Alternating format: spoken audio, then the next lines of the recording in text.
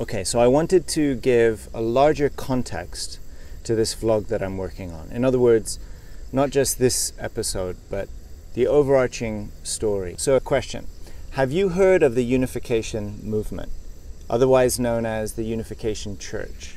Or the full original name is the Holy Spirit Association for the Unification of World Christianity. Eventually, the members of this movement were referred to as Muniz, after the name of the founder, Reverend Moon. Among other things, I think the Unification Church was in the news, and you could say famous for mass weddings and endless fundraisers and lots of activities like that.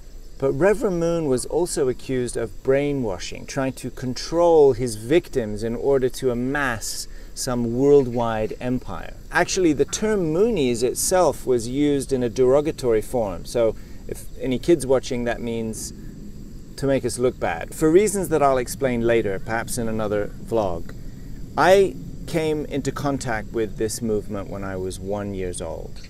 But actually, I was raised to avoid this movement at all costs.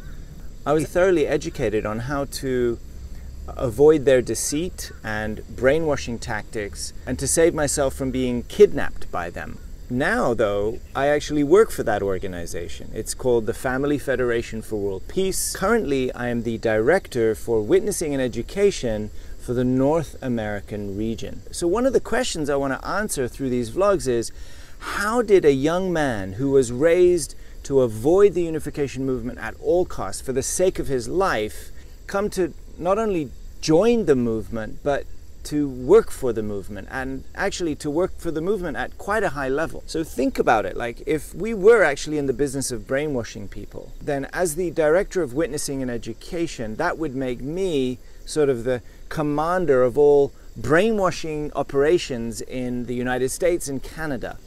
So is it possible then that the trusted news outlets of the 1980s were wrong about Reverend Moon?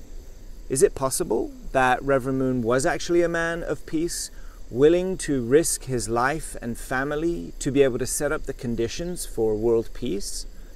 Despite what I was told, I wanted to find out for myself.